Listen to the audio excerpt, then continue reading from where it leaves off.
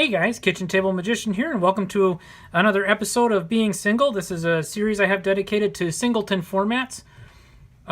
Today we're going to just talk about another commander deck. In a future episodes, I've got some other treats I want to share with you that's some alternate formats. But today we're going to look at red-white Depala the Pilot Exemplar. When Kaladesh came out, and I saw vehicles for the first time and played around with them a little bit, I fell in love with that whole mechanic and that whole card type immediately, and they still fascinate me.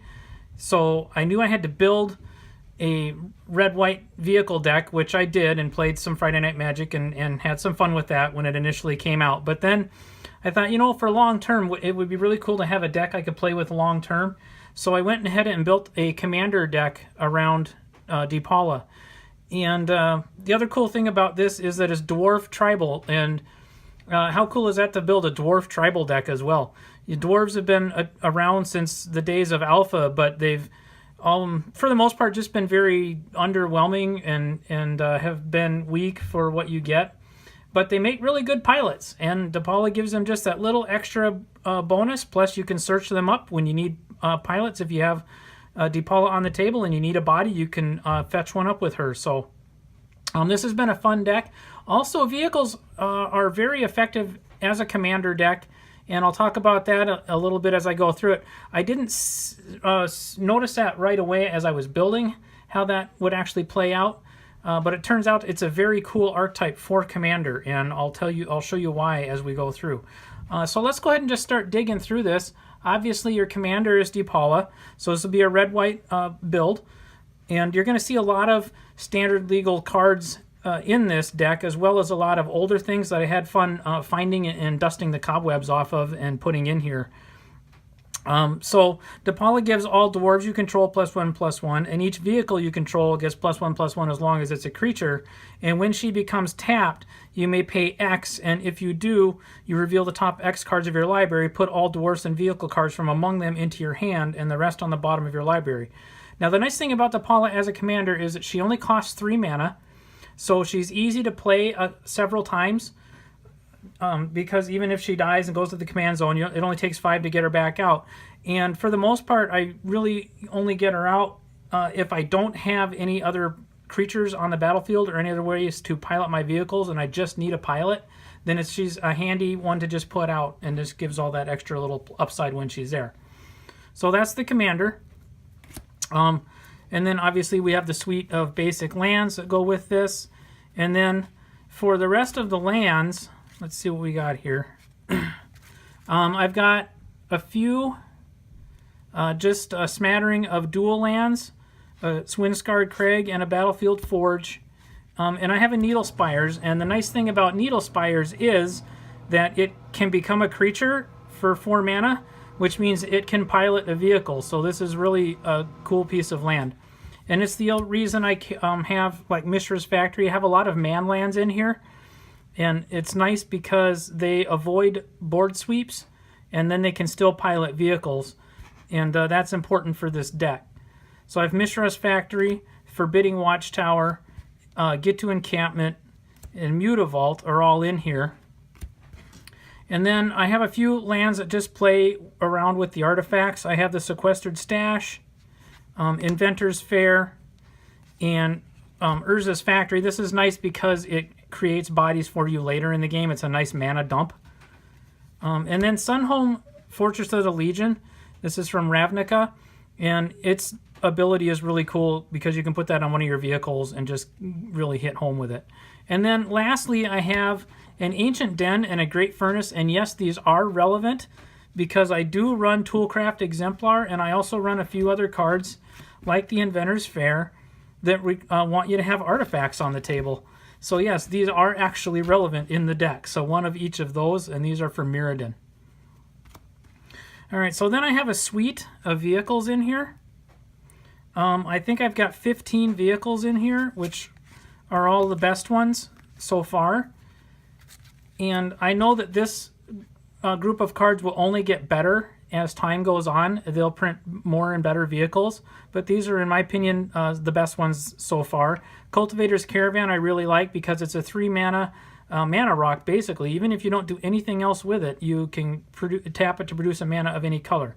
Later in the game, if you need a beat stick, then you have one. I actually have a lot of copies of these, and I have them in a lot of other decks that I play with. It's a real versatile card. Other than that, let's see, I've got Sky Sovereign, the console flagship. This is the biggest vehicle printed to date, I believe. And it does some hefty things when it leaves comes into the battlefield or attacks. It sends a lot of damage out. I have, what else in here? Oh, the Heart of Kirin. This is another super efficient vehicle. This one's actually highly played in Standard right now, or at least it was. I don't know if the vehicle deck is still a thing, but it was for the longest time. And my other one, of course, Smuggler's Copter, which got banned in Standard, along with several other things. This card is OP. This is an absolutely ridiculously overpowered card. I also have lots of copies of this. I have one in my draft cube, and I also have them in several other decks because it's just so good in just about everything you play it in. And then I just have mostly Kaladesh vehicles. Yeah, I think the rest of this is just Kaladesh vehicles. Peace Walker Colossus is nice because you don't have to have a creature on the battlefield. This actually crews vehicles all by itself for a couple of mana. You can crew multiple vehicles with this, so that's pretty cool. And then the only one that's not a Kaladesh vehicle so far, or an Aether Revolt vehicle, is Conqueror's Galleon from Ixalan. And it's just a good utility card as well. So I know that as time goes on, they will print more and better vehicles, and then that block of cards will just get better. As far as removal goes, I just have an Orym's Thunder, and I run an Oblivion Ring and a Caught in the Brights and a Thopter Arrest, and then a couple of burn spells, because if you're playing red, you should just have a couple of burn spells. So I have a Karavik's Torch and a Disintegrate. Just some things I threw in. I mean, you could go with anything here, but I don't have a ton of spot removal. But what I do have a lot of is mass board sweep types of removal, and this is where vehicles really shine, because you can pull off a board sweep like the Martial Coup or the Chain Reaction or the Wrath of God, and when that's resolved, all of your vehicles are still on the table because they weren't creatures when you did this. And then if you have your man lands on the table, your Mishra's Factories and Get to Encampments and things like that, you can turn those into creatures and crew your vehicles on the same turn after you've resolved a Wrath of God type of an effect. And it's very, very effective. It's as a commander deck. It works really well, and it will let you get in some wins. I just have a Built to Last. I use this as more of a counter spell. If somebody tries to pull removal on one of my vehicles, this is I consider this to be more of a counter spell because it makes your creature indestructible. And then Start Your Engines is just a really good time when you fire this one off. If you've got a whole bunch of vehicles on the table and then you just fire this off, this can win a game outright as well. So I run that. It was never standard playable. It's not good enough for that, but in Commander, it's a great time. I have this Myth Realize in here. It's an enchantment that turns itself into a creature for 1 white mana. So again, it's good at avoiding board sweep and then having a body on the field when you're done. And then the last spell in here, I believe, is SRAM's Expertise. For 4 mana, you get 3 servos, which can all crew vehicles. And you may also cast a card with converted mana cost 3 or less from your hand without paying for it. So this is really efficient as well. Plus, it gives you bodies. The rest of this deck, then, is creatures. The first 2 come from Shards of Alara, and they play very well with artifact the artifact theme and artifacts. This one lets you get an artifact out of your graveyard, and this one regenerates target artifacts, so it can help one of your vehicles survive and keep punching through. So I play with those. Then I have a few humans, and I only have them because they play well with the vehicles. They are human pilots. So Aeronaut Admiral, vehicles you control have flying. Speedway Fanatic, crew a vehicle, it has haste. Reckless Racer, when this one gets tapped, you can draw a card and discard a card. Or vice versa, discard a card and draw a card. So whenever you crew a vehicle with this, you can discard a card and draw a card. And then I have Pia Nailer, who is an all-star in the red-white standard vehicle decks. And so I have this. And then I have Pia and Kirin Nalar from Origins, who are also very, very good in this vehicle build. And Fire Main Angel, this is from Ravnica, original Ravnica.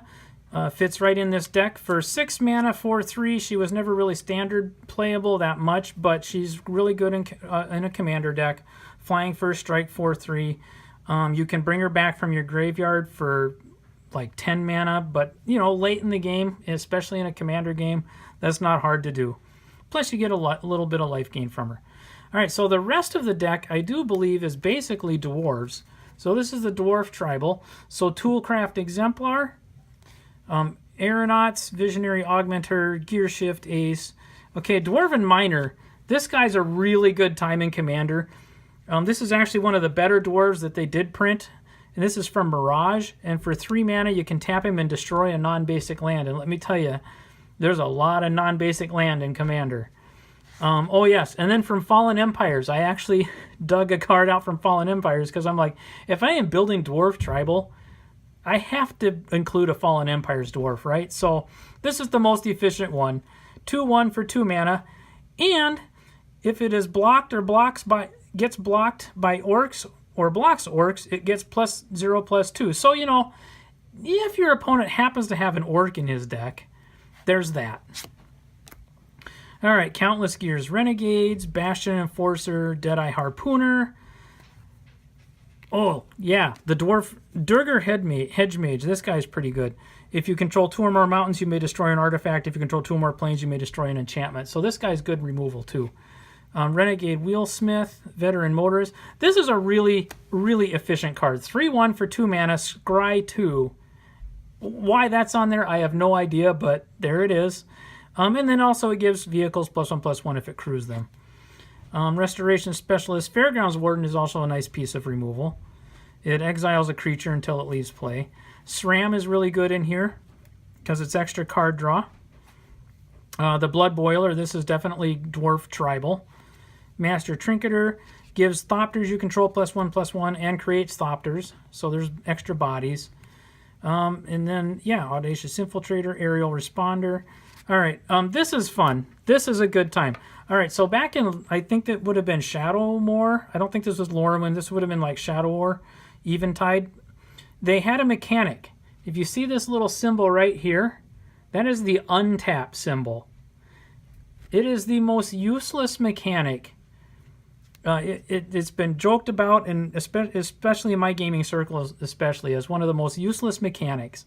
However, let me tell you, when you're crewing vehicles, the untap mechanic is spectacular because you can tap your dude, crew a vehicle, and then untap your dude and get more utility out of it. You can crew another vehicle if you want and untap him again. Or if you want to untap him and get the other ability.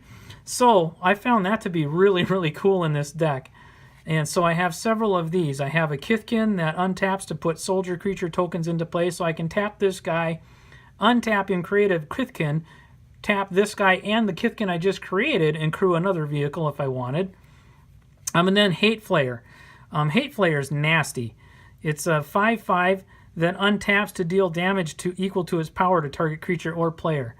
And it only does that for 3 mana. So you crew a vehicle, untap this guy for 3, and have him dole out 5 damage, and then retap him to crew another vehicle, and then untap him again and dole out 5 more damage. This guy is really nasty in here. So those are my creatures for the deck. Other than that, I just rounded out with a few artifacts. I've got the obligatory Boros Signet for some mana ramp.